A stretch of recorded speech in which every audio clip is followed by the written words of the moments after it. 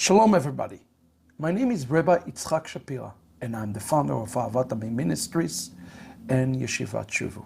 I am so glad you decided to tune in to a very special Shiur Torah. And also, as we study the Torah, we are in the book of Shmot, of Exodus. We are going to look at a very special episode of my series called Cheezuk Emunah, Strengthening Your Faith. You might wondering, why do we need our faith strengthened? Well, in reality today, there are many voices who try to stand up and say that Yeshua is not the Jewish Messiah. I am one of those voices who believe that Yeshua is indeed the Jewish Messiah. You might wonder why I reached this conclusion. I have reached this conclusion after studying the Torah, the prophets, and even look at the word of the sages of Israel. You probably say, wait a second, is it fair to use the writings of those who do not accept Yeshua to prove that Yeshua is the Messiah? That was one of the arguments of the anti-missionary. How is that making sense? Allow me to point to you what the Ramat Valley, Moshe David Valley, said. The Ramat Valley, who nobody can accuse of being a missionary or a Christian, said the following in his Likutim. He says, surely Yeshua of Nazareth was Mashiach ben Yosef. But because, and I want you to understand this, but because there was sinat chinam, a baseless hatred among the house of Israel during the destruction of the temple, this Satan caused him to become unripened, unready for the people of Israel. Now, please understand something. I have deep love and devotion to the sages of Israel, and I do believe that they have insights all the way from heavens. Does it mean that I agree with them on everything? The answer is no. Neither should you have to agree with everything. They don't agree with each other on everything either. Now, when we talk about the Mashiach, people are asking the question, how can Yeshua can be the Messiah? How can he be Messiah, son of David? After all, in Halachot Melachim, chapter 11, Maimonides clearly specified to us what the Messiah has to do. He has to establish the temple. He will definitely be the Mashiach. You have to fight the word of God, and you have to bring all and gathered all the people of Israel, the Jewish people, back to the land. By this definition, Yeshua cannot be the Messiah of Israel.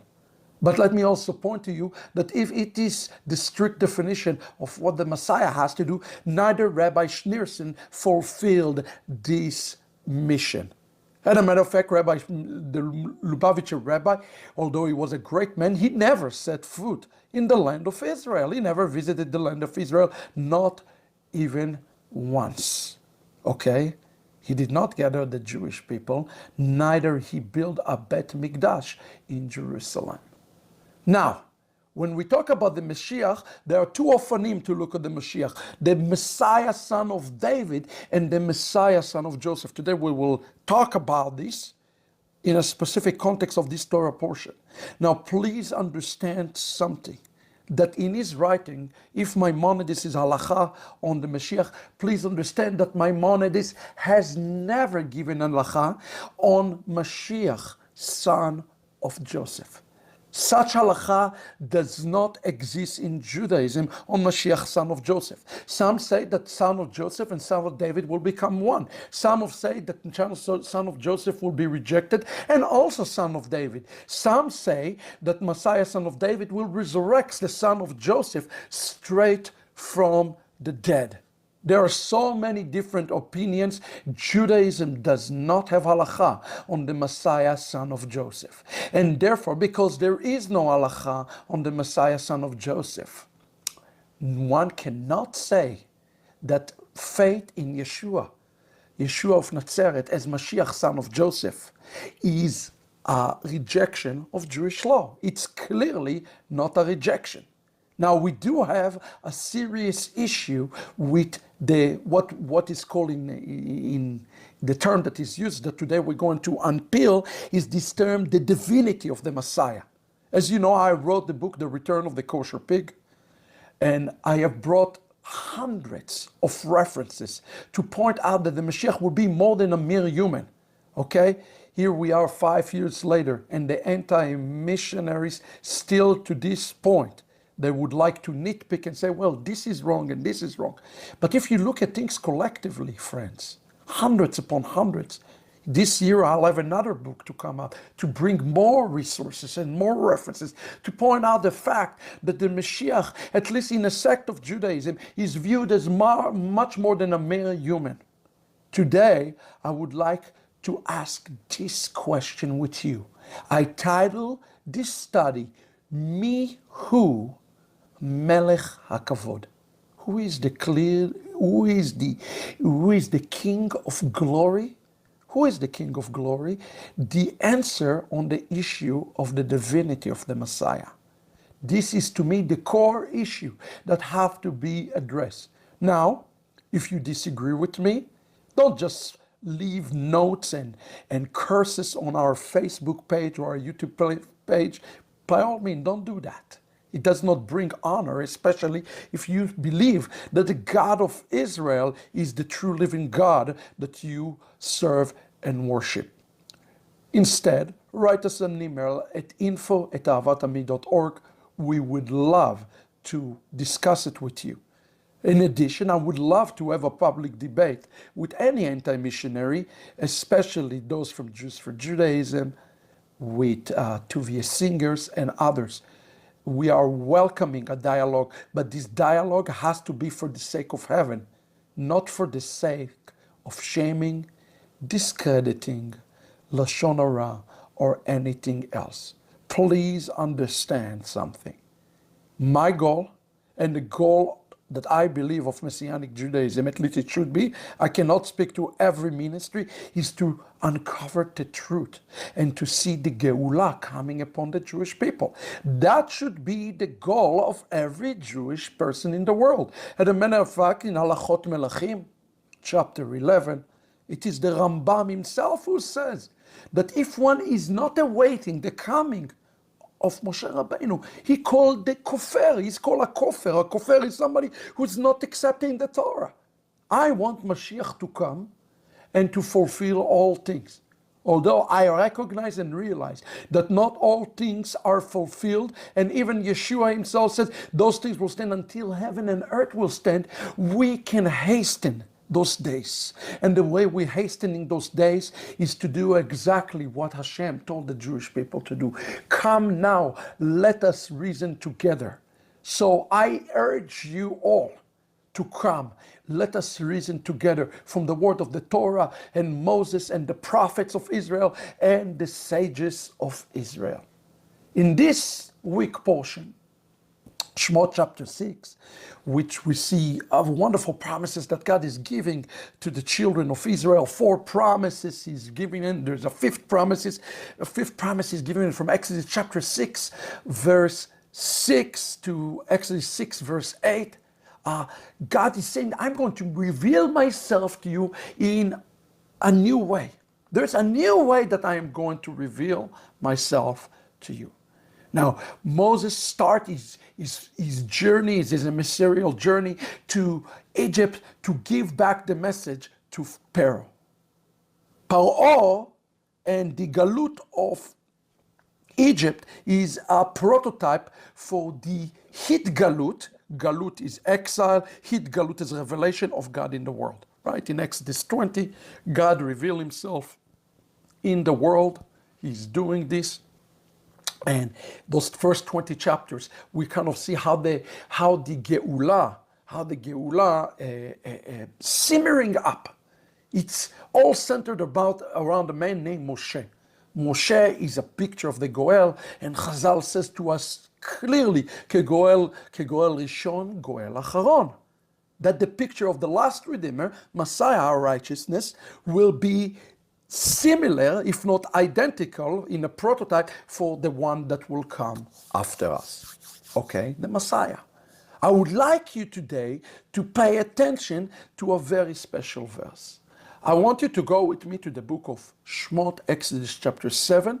Again, I will give you all the notes on the screen. I want you to open your Bible and open your heart as we look together.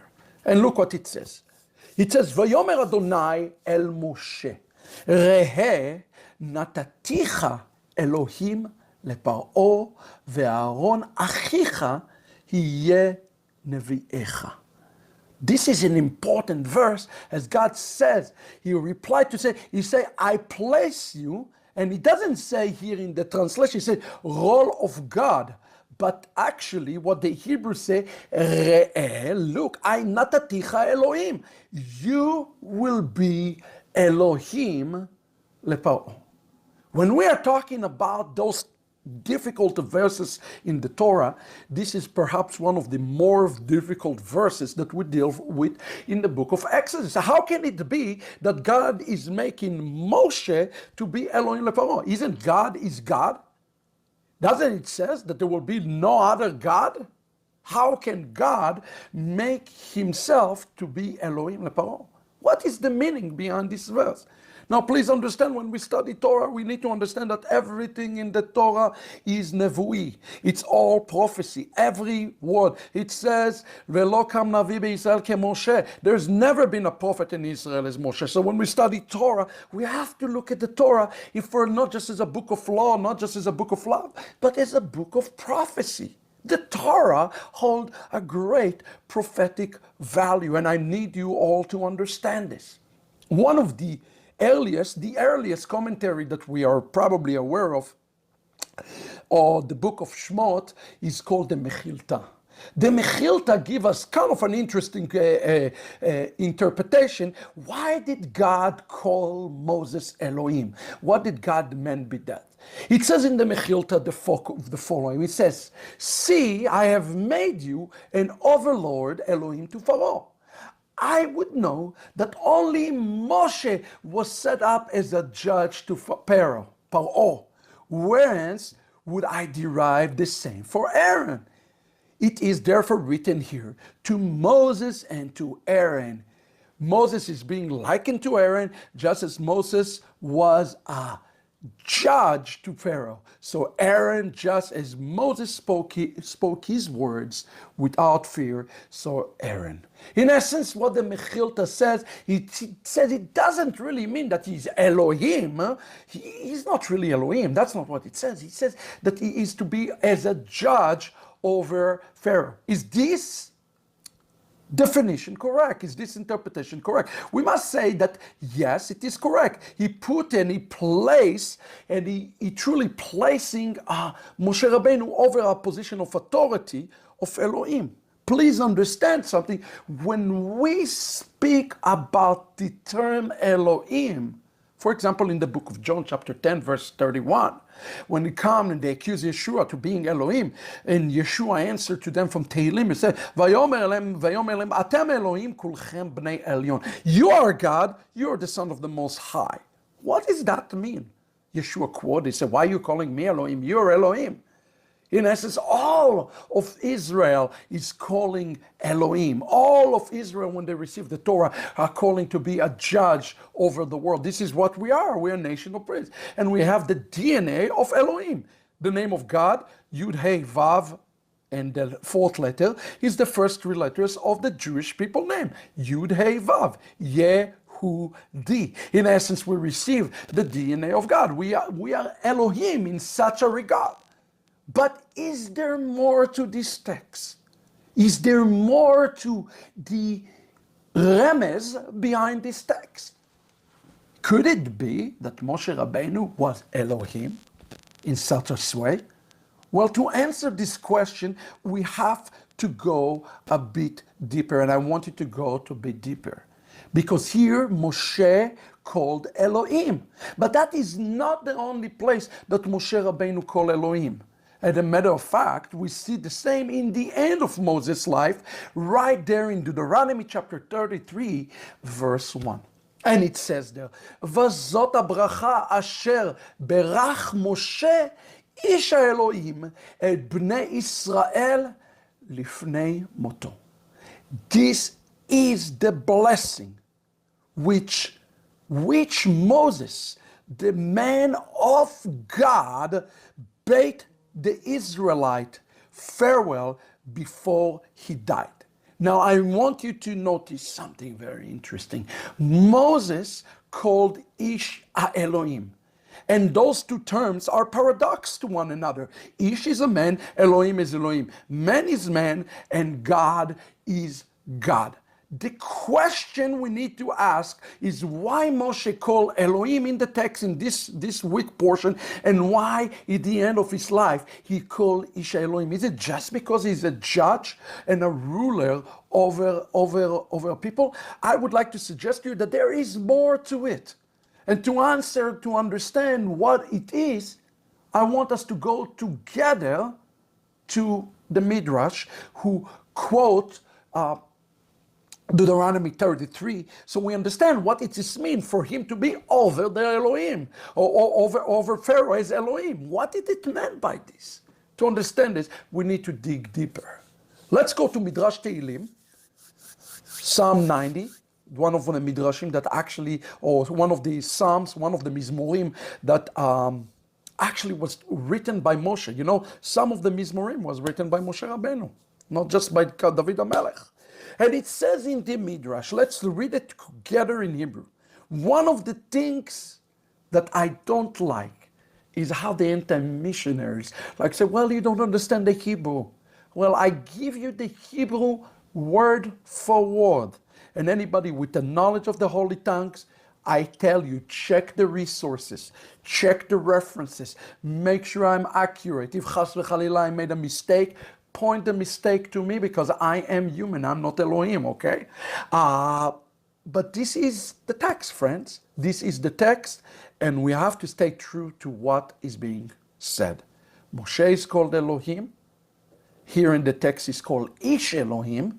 And now we will understand why. Look at what it says. It says, Tfilah leMoshe Ish Elohim. Why is it a prayer for the man of God? Im Ish, it's asking, if he's a man, Lama Elohim. If he's a man, why is he called God? Ve'im Elohim, Lama Ish. And if he's God, why is he called a man? What is the nature of Moses? In essence, the Midrash is asking, what's the real essence of Moses? And then the Midrash continues, it says, Ela b'sha'a she'aya omed lifnei Paro. When he was standing in front of Pharaoh, Nikra Elohim, that's the first yellow. He's called Elohim. He's called God, according to Shemot, chapter 7, verse 1. As it says, Re'eh, look, nataticha Elohim leFaro. I make you as God in front of Pharaoh. Now, it's continuing. It says, Besha'a shebarach mipanav. When Moses fled from Pharaoh, Nikra, she called man. Davar acher, another topic or another example. Every time we see davar acher, it's going to give us another example. Besha'a she'ushlach layeor, when Moses was cast into the sea, to the river, to the Nile, Nikra Ish, he was called a man. She'afach oto ledam, when he turned him to blood, he was called Elohim. Remember when Moses turned the river to blood, he was Elohim. Well, what is he at this point? Let's continue. Moshe Basar Vadam, Moses was a man in flesh, or Lelifnei HaKadosh Baruch Hu. When he went up to Mount Chorev, Mount Sinai, he was a man. Shekulo Esh, that is fire. Umeshartav Esh, Kshe'ala etzlo nikra Ish. When Moses ascended up to the mountain, he was a man. Uksheyarad, when he went down the mountain, nikra Elohim. Are you following what I'm telling you? This is what the Midrash says, that Moses himself had two nature. He had a human nature and he had a divine nature. Okay? Davar acher, the Midrash says. She'ala v'ra'a she'ein ochlim v'shotim. When he went up and he said, did nobody eating and drinking? Gamu lo achal v'shata. He did not eaten and drank for when he went up the mountain, he called Elohim. Why? He's outside his basar. He's outside his inclination. He overcame the flesh. He called Elohim. Sheyarad, when he came down the mountain, achal veshata. He ate and drank, and nikra ish. Are you following what is called a man? And here the Midrash concludes, and he says, mimachetzito ulemata. Moses from the waist down was called a man. Moses from the waist up is called Elohim. Please understand something. When we talk about the divinity, when we define divinity, first of all, we need to understand something, that Moses himself, I'm not even talking about Mashiach yet, okay? I'm not even talking about Messiah yet. I'm talking about Moshe Rabbeinu. Moshe Rabbeinu had a dual nature. He was a fully human, and at the same time, at certain areas of his life, when he was able to overcome the basar and the flesh, he had an attribute to him that was divine in nature. Well, then you say to me, great Rabbi Shapira, that's proof that each and every one of us can be divine in nature. And the answer is true. Every one of us have a spark of divinity in them. It is absolutely true. The issue is at what quantity. Are you following what I'm telling you? It's kind of like getting a gasoline. You go in the 91, 93, and the 95, right? There's a different blend level. The question is not whether or not we have a divine spark in us. Of course we do. Each one of us, we all have divine spark in us. And that's why Yeshua responded to them and said, don't make me divine, you're divine. The question is, to what capacity? Are we a 90%, 80%, 20% blend? And that is the question that is actually being answered today. When we speak about the divinity, please understand, the divinity exists in each and every one of us. But in Moshe Rabbeinu, the divinity was in a higher madraga, to the point that Chazal says that he was already half human and half divine, okay? This is not a foreign concept to Judaism. The anti-missionaries are lying to you. Please understand this. The question is, what is the madraga, the level of the Mashiach? What is the blend level of the Mashiach? What is the divinity level of Mashiach? Now that we understand that in each and every one of us there is a divinity level, okay? Now, can a person be a blend of 100%? Let's see what it says. It says in the Torah, a verse that anti-missionaries love to quote so many times.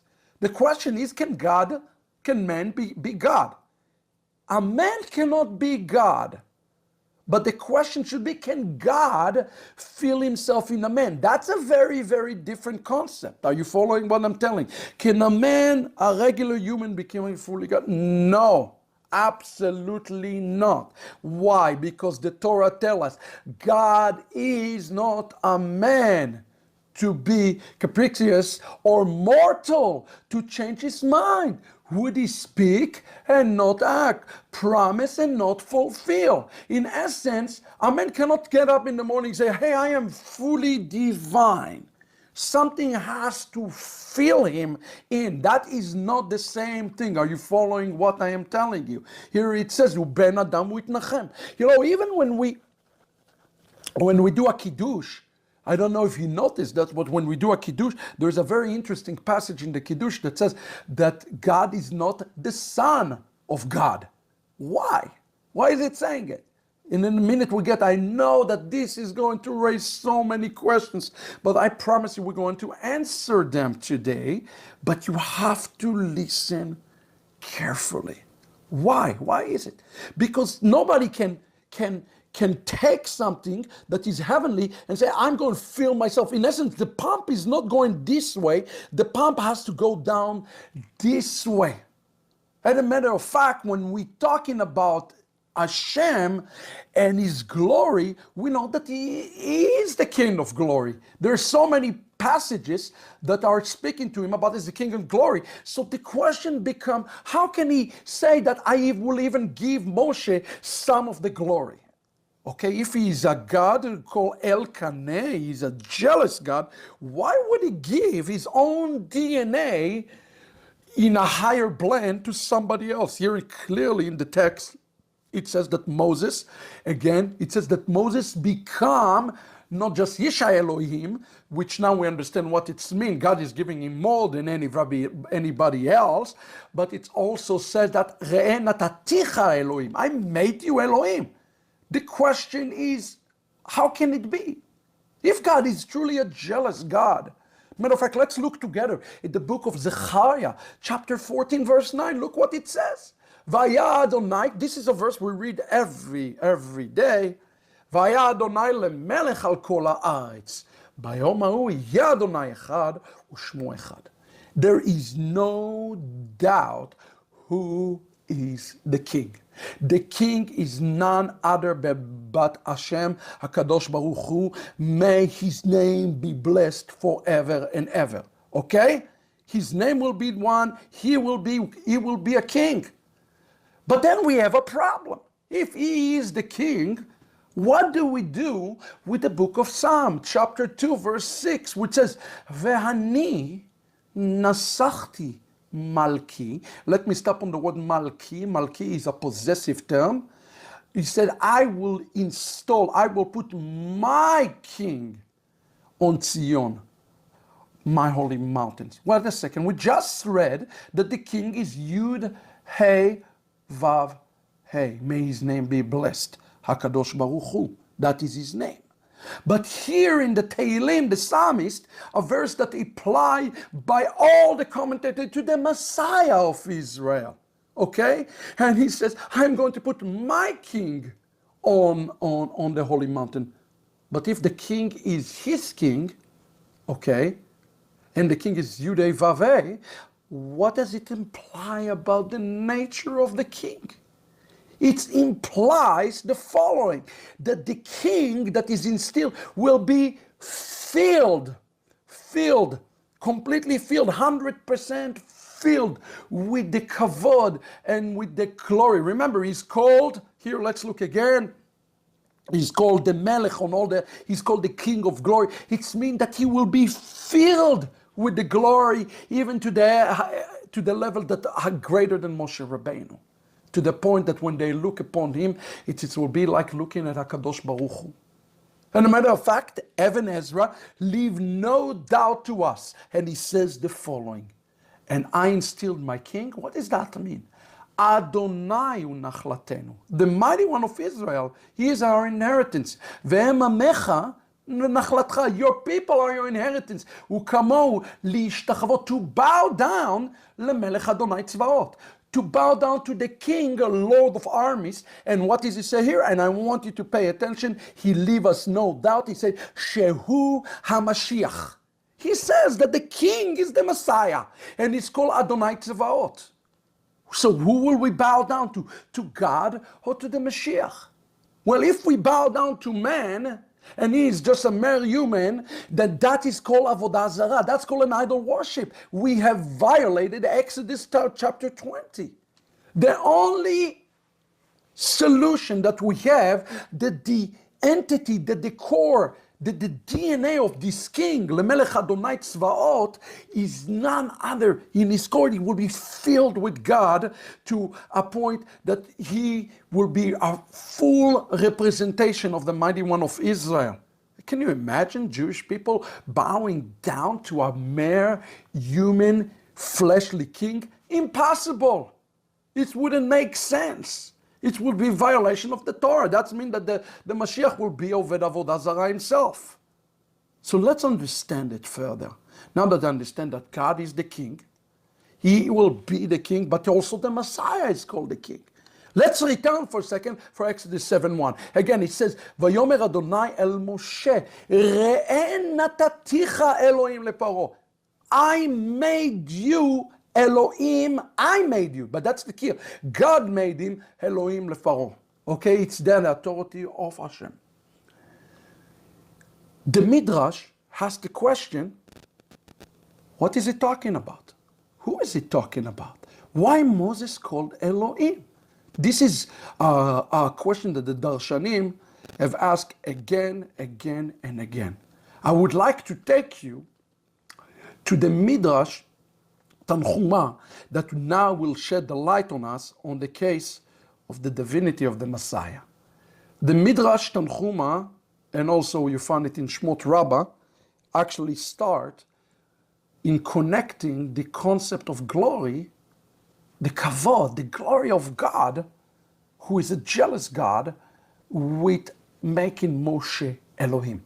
And as a matter of fact, in Psalm 24, 8-10, we see these words mentioned 3 times. Melech HaKavod, the King of glory. Listen to what it says. It says, Mize Melech HaKavod, Adonai, Izuz uGibor Adonai, Gibor Milchama. Who is the glory, kings of glory? The Lord. Yudai Vavei, there's no question. Mighty and valiant, the Lord valiant in battle. And then it continues, Se'u sha'arim roshechem, u'se'u pitchei olam, ve'yavo melech hakavod. O gates, lift up your heads, lift them up, your everlasting souls, so that the King of glory may come in. Again, who is the King of glory? Yudei Vavei. Now, the next verse says, who is the King of glory? The Lord of armies, Adonai Tzevaot. He is the King of glory, Selah. There is no question to ask even, who is the King of glory, friends? The King of glory is none other than the mighty one of Israel, Hashem. But the question becomes, if the King of glory, what kind of king he is that he will share his glory? Why would a king who is a jealous God will share the glory? And what does it have to do with the coming of the Messiah? Listen to the Midrash Tanchuma on this topic. And it says, and I quote, who is the King of glory? Who is he? This is the King who distributes glory to those who fear him. Let me stop there and explain something important. God, although he's a jealous God, but for those who honor his name and glorify his name, he wants to impart on them glory. He wants like a gasoline, he wants to put in them the glory of the God. And this glory, the Shekhinah, is where we get the concept of the divinity. When God pours himself into something, these things become, in essence, divine in nature, because his DNA, his source, changed from the inside out. Are you following what I'm saying to you? The question is, to whom does he want to pour it to, and in how much level? That's the question that the Midrash asks. Let's see the answer together. It says, in the case of a king of, in what way? He said, in the case of a king of flesh and blood, nobody sit on his throne. Why? Because he is a jealous God. He rule alone.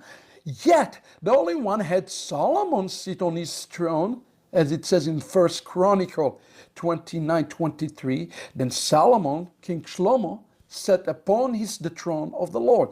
In the case of the king of a king of flesh and blood, no one rides upon his horse. Yet the Holy One had Eliyahu Hanavi ride upon his horse.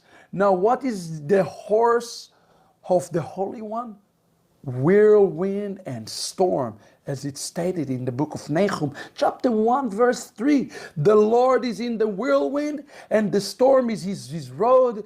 In the case of king of flesh of blood, nobody using a scepter. Yet it says in the Torah that Moses used the scepter, okay, as it is stated in Exodus 4:20, and Moses took the road.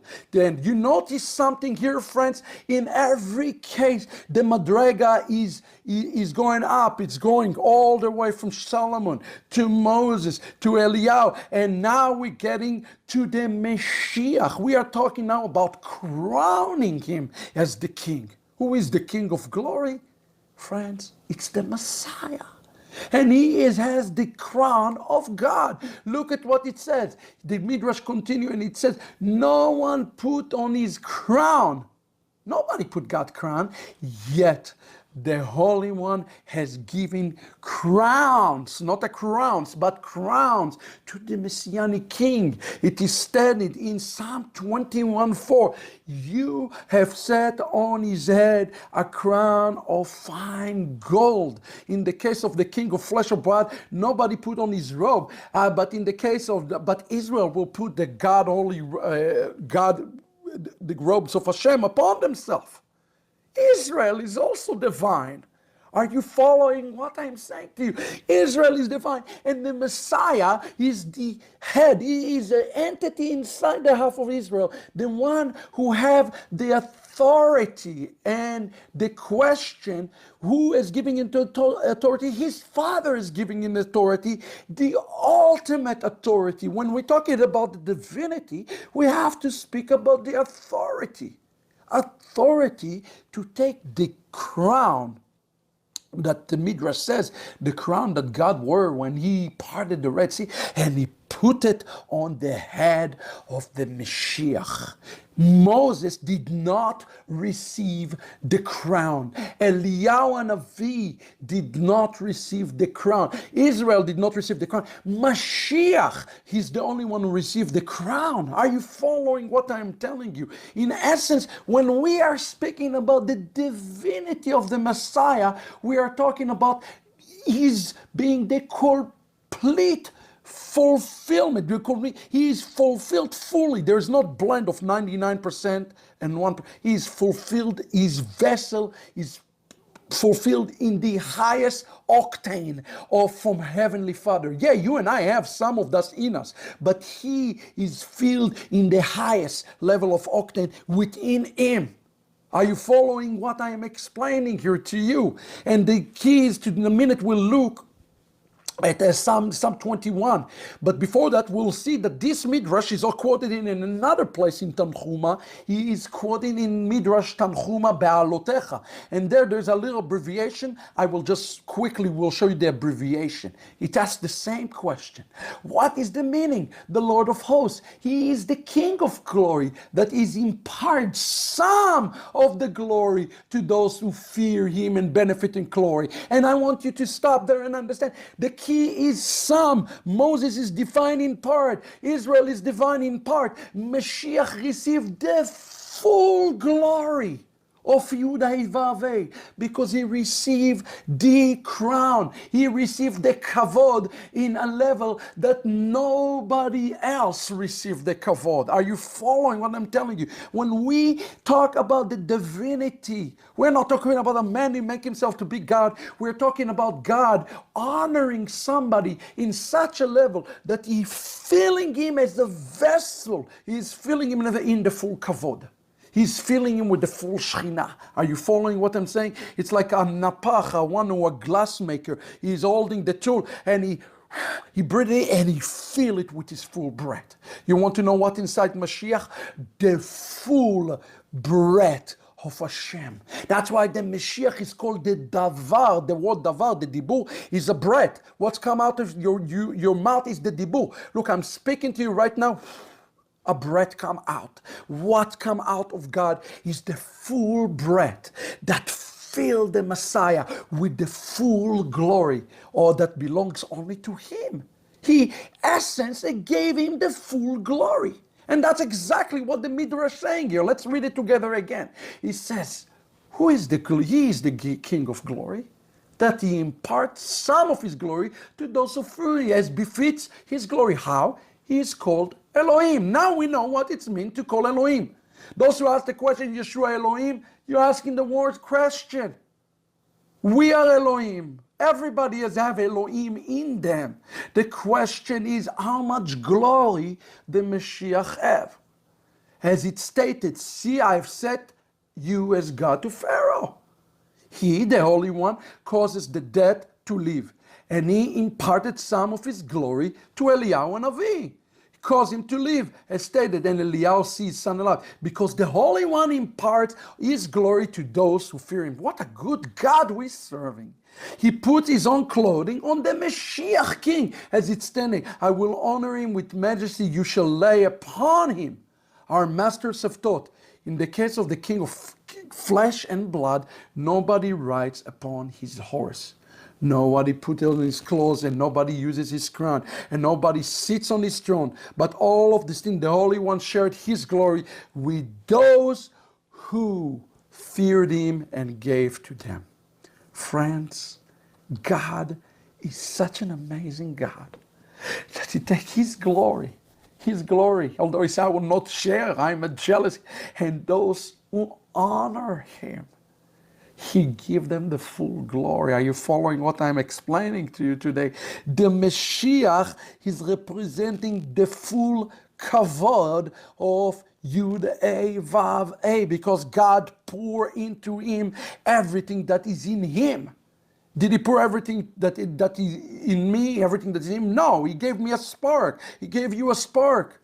But to the Mashiach, he gave everything. He gave him the clothes, and he gave him the crown, and he gave him the authority and the dominion. So in essence, when we speak about the Mashiach divinity, we are talking about the full glory of the mighty one of Israel. Are you following what I'm saying?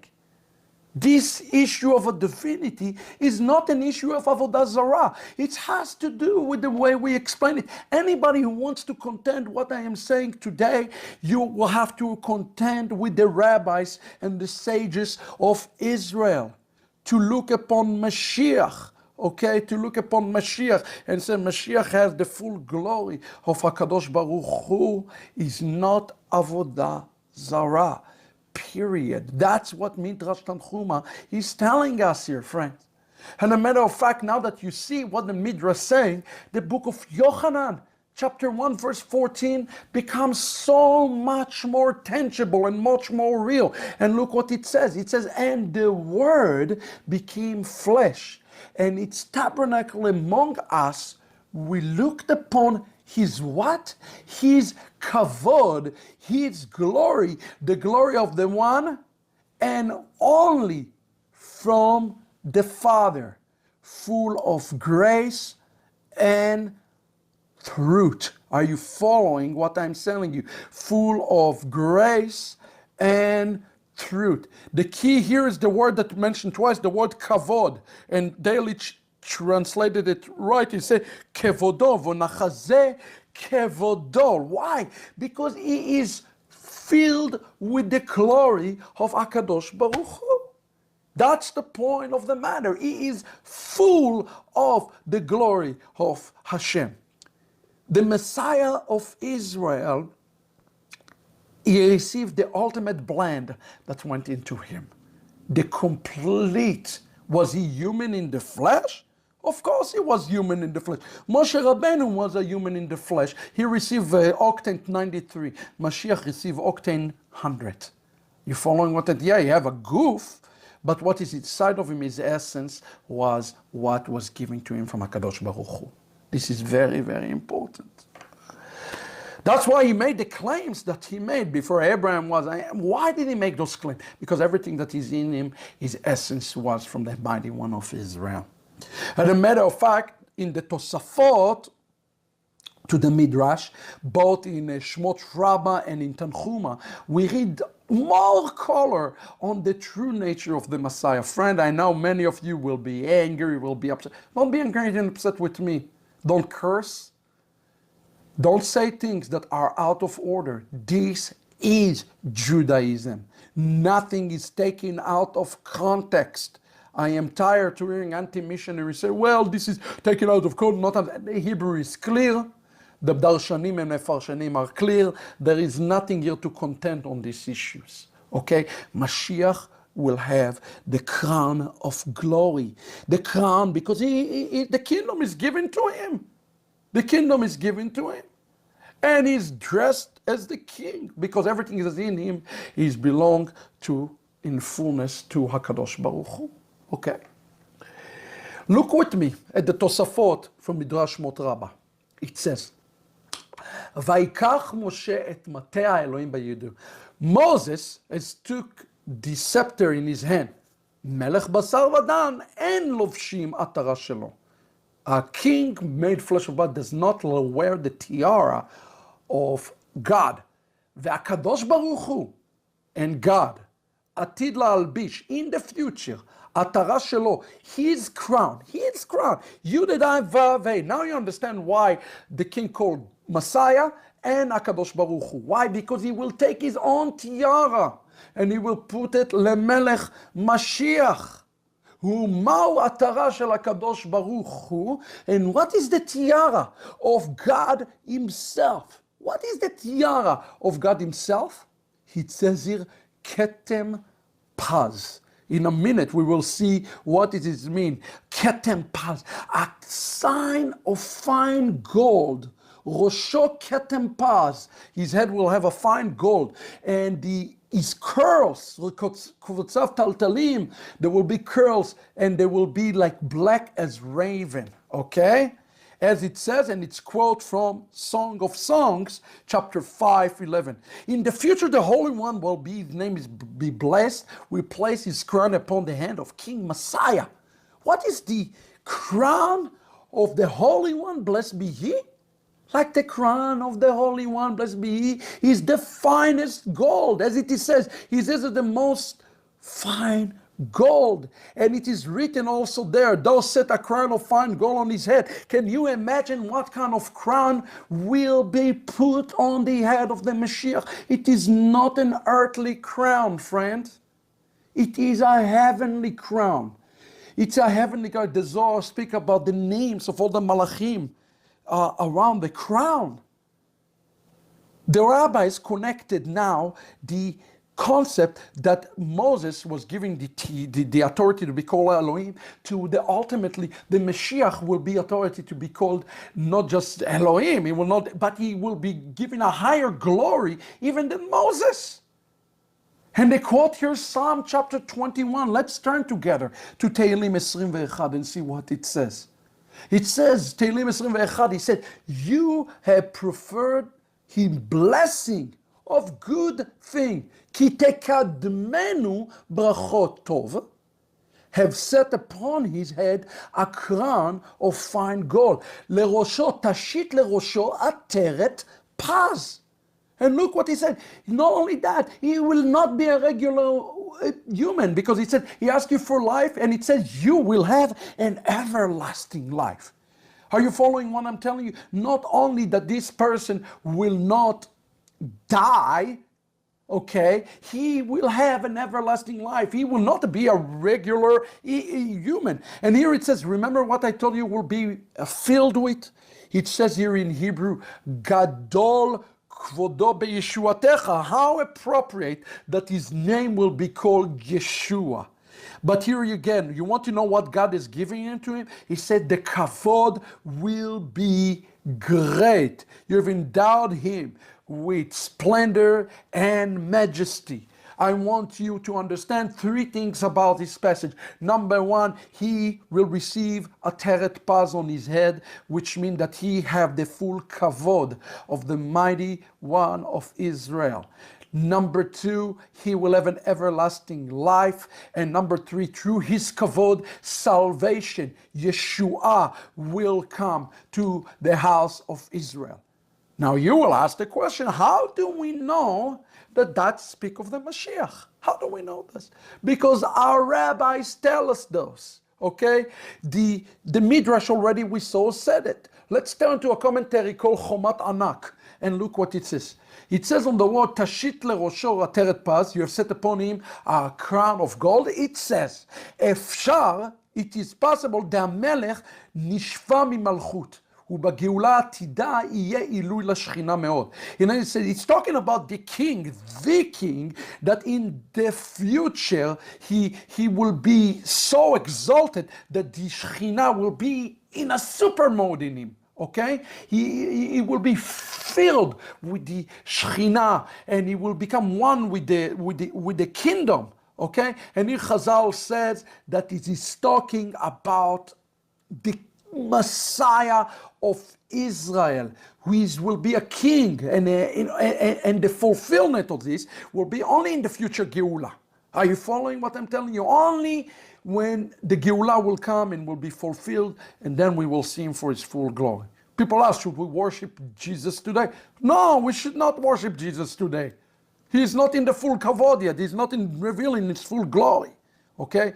When he return in the full glory, when we look upon the Mashiach, it will be as we look at HaKadosh Baruch Hu. That's what Chazal says. It says it in the commentary to the book of Daniel, when it says he'll come up to the ancients of day. Many other places say the same thing. Are you following what I'm telling you? Now, going back to the Midrash down, we know he says you're going to wear a gold, but it also gave us another very unique thing about his nature. They say that he's not only going to have a crown, heavenly crown, he will also have a gold on his head. It's called in Hebrew ketem. So that's the second thing that the Midrash says to us, as he quoting Song of Songs, chapter 5, verse 11, speaking about the Messiah. Let's turn together to Song of Songs 5:11. And it says, Rosho ketem paz, kotzotav taltalim shchorot keorev. His head will be like finest of gold. His logs, or his taltal, his curls, the kotzotav taltalim, the edge of the curls will be like black as raven. What is he talking about? This ketem paz. Let's turn to a high authority on this. Let's turn to Rashi. Rashi explained the following to us. Rashi said, his head, the reason it's is red, he said, it shines like the finest gold. The Hebrew word ketem, it's like a smudge, is a term referring to the treasures of kings which they store in their treasure house. And similarly, I'll stop there, I won't even continue. In essence, when he's talking here about the ketem, he gonna hold the treasures of the house of Israel. Not only that he is a king, he hold the possessions of all the other kingdom in his hand. Are you following what I'm telling you? Mashiach is going to hold the treasures of all other kingdoms in his hand, and he's going to come and say this, Israel, are you ready to receive it? Only if you receive me, you will be able to receive it. As a matter of fact, the Rosho, the word Rosho here, Rosho ketem paz, his head will be like this fine of gold. Chazal says, Rashi continue, I believe it is Rashi, I'm not sure if it's Rashi, so don't quote me if it's not Rashi, I'll look it up again, I wrote it in my note. But it says, Heyot Rosho shehu Torah, the reason it's mentioned the term Rosh means head, because it is representing the Torah, that it's the head for the 7 things that were created before the creation of the world. Are you following what I am telling you? This entity, the reason it's mentioned is Rosho Ketem, because he was there before the foundation of the world. We already learned that he is eternal, but he's also there before the foundation of the world. Are you following this? That is absolutely incredible. But wait a second. It says that he will have a black curls. Wasn't the Messiah to be like Edom? Edomite? Isn't it to be red? Isn't it to be in the image of Edom or Esau? Why is he mentioned black hair? I'm confused now. Please understand that this verse speaks about his revelation. When he revealed himself, he's going to come as King of Kings and Lord of Lords, and every knee will bow and every tongue will confess. But something going to happen before that. Look at the verse before that. What does it say about his identity? Yes, he's going to be revealed as beautiful, with a crown, filled with the kavod of God. But look at the verse before that. Dodi, my beloved, tzach, like my name, tzachi, Yitzchak, tzach, it's come from the word tzach, means pure, okay? Here it says, Tzach ve'adom dagul merevava. My beloved is clear-skinned, and what? He is ruddy. He is red. Who was red? Esav was red. Permanent among the tens of thousands. This is a picture of the fulfilling of Revelation, that every knee of every tribe bowing down. Revelation chapter 7. Okay? Notice he's beloved and he called Tzach ve'adom. Those two words, Tzach, pure, ve'adom, are contradiction to one another. Tzach represent purity. Adom represent something that is not, it's judgment. It's not something good. Edom is where we get the word Edom from. Edom name is Esav, friend. Are you following what I am telling you? It's going to be like Esav. Esav flipped the letter Yeshua, but that's not his real nature. He's not an Edomite. He is Tzach. He is pure. That is real. His real image. How do I know it? Because the rabbi told us so. Look what it says in Torah Tmima on this word Dodi Tzach ve'adom. He is clear-skinned. His image will be clear, but he's also an Edomite. Look what it says. Omrim Israel. Okay? Omrim Israel. Okay? Dodi tzach ve'adom. Why did they say this? Tzach li be'eretz Mitzrayim. Okay? I'm clear in the land of Israel. Ve'adom leMitzrayim. One message is in Israel, or to Israel, and one message is to the Egypt, or to the nations. Okay? To them it will be an Edomite, to the Egyptian. Tzach li bayam ve'adom li bayam. Tzach li b'Shabbat ve'adom li kol yemei HaShabbat. But it says there is a parallel here that is going to have two manifestations. That's the best way to explain it. Tzach li b'Rosh Hashanah ve'adom li kol yemei Hashanah. Tzach li ba'olam haba ve'adom li ba'olam hazeh. That is the key. The last line. Clear skin, I will be clear skin in the world to come, in the Geulah. But in this world, I will appear as ruddy. I will appear as Edomites. Friend, there is a great remez here in the text. He will be in this season, in this time, until the Geulah comes, he will be an Edomite. But in the time of the Geulah, he will be tzach upon the people of Israel. That's why the word Edom is equal. Edom is the name of Esav. Esav is Yeshua. Are you following what I'm telling you? He's going to appear as Edom for a season, and in the future, when the Geulah will come, Esav will turn to be really Yeshua, and he will have a gold, and he will have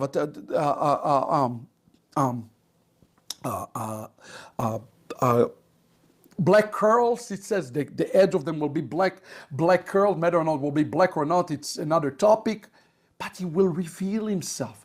It's like a woman going to receive a mask, and then she removes the mask, the facial mask, and you look at the skin and say, wow, what a clear skin you have. That's called tzach. That's exactly what will happen. The prophet of Israel spoke of this so clearly when he says in Yeshayahu 63:1, Mizeh. Mizeh, who is he?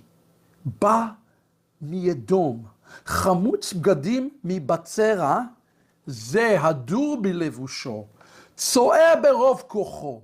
Ve'ani medaber b'tzedakah rav le'oshia. Who is the one coming from Edom? It crimson garment from Betzorah. Who is this majestic in attire, pressing forward in his great might? It is I who contend victoriously, powerfully to give triumph. Who is he? The rabbi said this is the Messiah. He is still in the first stage of the Geulah. He is still an Edomite. He still appears as an Egyptian. He still appears as the Goyish Messiah. But he will destroy these forces in the world.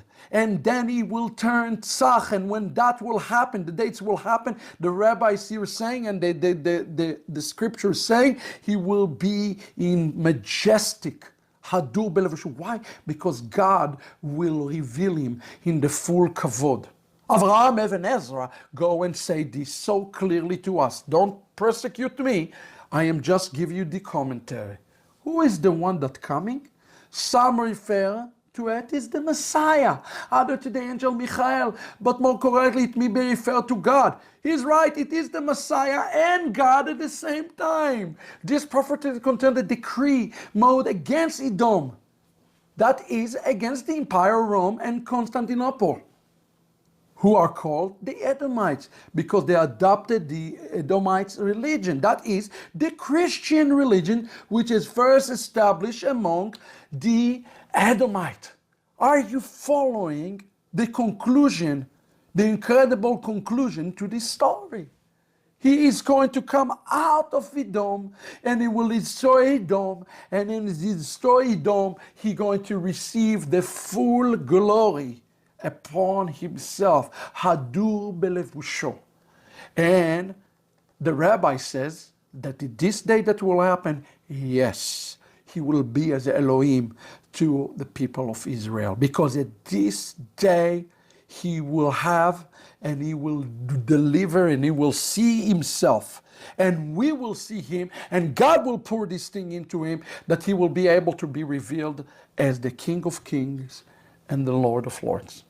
So let me conclude this to you. Is it okay for us to say that the Messiah is fully HaKadosh Baruch Hu? Here is the way I would answer it. The Messiah will hold the full kavod, the full glory and honor of Hashem. That's what he holds. He saw that he will have a crown of gold. We also saw that he will have a smudge with all the kingdom of gold. We also saw that he have an everlasting life. We also saw that he was there before the creation of the earth. The question should be asked, perhaps, why he has not yet revealed himself in this full glory. And the answer is found in each and every one of us. Just as it says, Se'u sharim, lift up your heads. My challenge to all of us is open the gates, lift up our heads, call upon the God of Israel, say, Mashiach, come quickly and redeem your people, Israel. This is our call for those days. This is the season that God has said, because the Melech HaKavod is coming. And when he's coming as Melech HaKavod, he's not going to be a regular fleshly king. He will be a king that is fully divine, filled with the full kavod of the mighty one of Israel. And I'm waiting for this day, and how appropriate it is that it will be appeared as the king of the Edomites, but it will be tzach, it will be pure. My challenge to you today, if you're a Jew, look deeper at the rabbinical writings and remove and unmask Yeshua. Do it. Not for the 2,000 years of Christianity that obviously want to keep him as a red king, but as the Jewish Messiah. Put 2,000 years of Christianity, Holocaust, pogrom, Inquisition, anti-Semitism aside. I know it is difficult. I am a product of this myself. But put it aside. Let's prepare to receive him as the King of Israel for who he is, the Melech of the Kavod. For those of you who know the Messiah, may you glorify him through your life. That is my prayer for you. May he be glorified as Melech HaKavod. May everything we do today opening the doors of heaven for the Melech HaKavod to return. Yes, Moses will return with him, Yes, Eliyahu will return with him. How do we know that? Because they also carry the kavod. And yes, Israel will meet him. But what about the rest of us? Are we ready to embrace Melech HaKavod? If you're blessed by this study, friends, subscribe to our channel. Rest assured that Yeshua, He's the Jewish Messiah. He is yet to reveal Himself as Melech HaKavod. But this day is coming soon. Let us get ready. Litraot. God bless you.